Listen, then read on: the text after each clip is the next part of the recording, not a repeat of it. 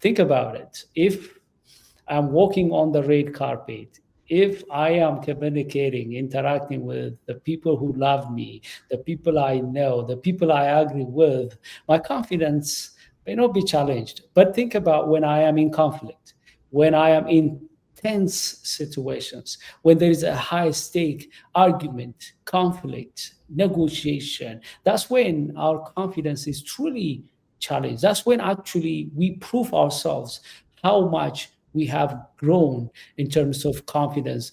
And Jeff, if you have any story or if you have any examples that you want to share with us, how can we handle conflicts with calm personality without damaging the relationships and burning bridges?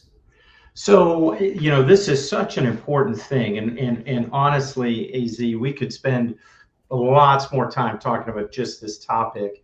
And there's a lot of content in the book, How to Win Friends and Influence People, that goes directly at conflict.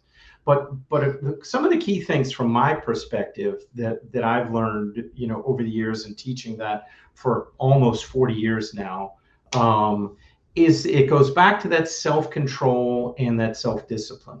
So, the self-control is to not let our emotions get the best of us. When we have conflict with somebody else, we tend to be frustrated. They don't understand. They're not listening. They don't get it. And we want to force our opinion on them.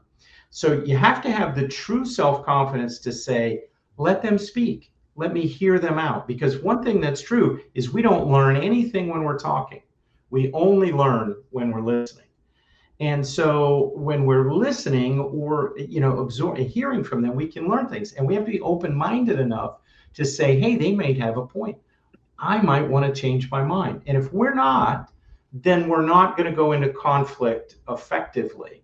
Now, if we go through that and we say, okay, I've heard what they've said, I understand their point of view, I disagree and I have a different point of view, then how we communicate that and do it respectfully is really key, even if they're not being respectful to us. Because if we go down to that same level of name calling and personal insults to try and persuade or get our way across, we're no better than that person or that kind of behavior that we know is bad. So again, it's a balance between bullying and being a victim, right? We certainly don't want to be a bully, and we don't want to be a victim. We have to be assertive enough to stand up and say, here's what I believe and this is why. We have a module in our training, AZ, called Disagree Agreeably. And the first step is to listen to the other person and be open-minded. And then to ask ourselves, what do I think? Why do I think that? And do I have an example or a specific evidence? I love how you talk about stories and how powerful they are. And there's a lot of reasons behind that we could talk about for a long time.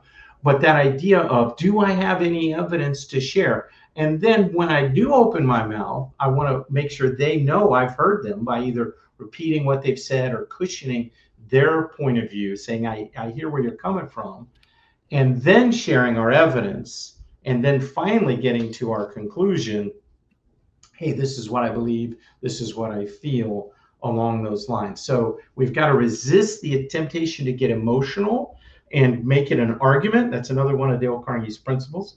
Is the only way to get the best of an argument is to avoid it. So don't get dragged into it or don't start it, right? Get the emotion out and come at it from a point of view that I'm going to have some evidence to persuade. Does that make sense, AZ? I hope that's helpful. Yeah, awesome. I appreciate you for sharing that framework, and I 100% agree with you. The key thing is we should not be bullies, and at the same time, and also we should not be pushovers, Right. because when you have confidence, you keep the balance. When you see successful and confident people, they don't aggressively push people around. They don't belittle people. They don't beat down people. Some people think confidence is beating down others, showing that you're a better person. But when you think about it, true confidence is the willingness to hear people when they disagree with you, the ability to ask questions when somebody's questioning who you are or your beliefs or what you believe. The ability to be calm and ask questions and understand from where they are coming from. My question to you is, do you remember any situation where you found yourself in that kind of tight space where your emotions are provoked and you needed to calm down yourself? Do you remember any tactic? In my case, for example, when I am, let's say I'm facilitating and somebody's not really behaving well, maybe they didn't like the topic, maybe their boss sent them to that session. Sure. And you see their behaviors is not really professional, and you are here trying to meet the needs of your audience, and somebody is, I can give you a lot of examples, some of them are really unprofessional. The challenge I had in the past was I may be calm for a while and then I become passive aggressive. I may overreact. It could be justifiable from my own eyes, but if you think about it, I'm a trainer. I should set example. I should set how you handle that kind of situations and disappointments. But over the years, I learned how to do it. One of the things I do is to show empathy. This person, what makes me to behave like them? Something happened to them with their family, or a health issue, or somebody triggered them, or something is going on in their life or out there. The moment I have that empathy, I'm not judging them. I'm not trying to push back or become aggressive. I immediately show empathy. I come maybe close to them, make eye contact with them, wait for the break. And I may ask them, I have seen you do this. Is there anything going on? Do you want to share with me anything that's happening? Because they're human beings. I want to show empathy and then wait for the break. In your case, when you find yourself in that kind of a space where you are triggered emotionally and you're feeling like you have to respond, what do you do? And what keeps you to be calm, ask questions, and give a space to other people? Yeah, that's really so important, that when we have that kind of emotional conflict, and having been being a father who's been divorced and remarried, of course divorce is incredibly challenging. And one time, one of our kids with my first wife was having some health and emotional issues, and my ex and I were really having some conflict about it.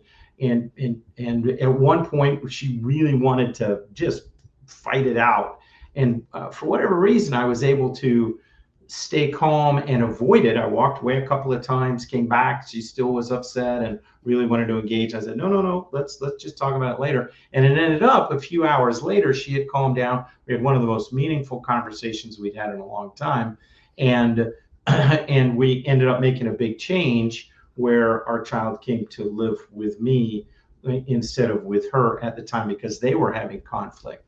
And I didn't suggest it, she did. And so that was using, again, a couple of the Dale Carnegie principles: let the other person feel the idea as his or hers.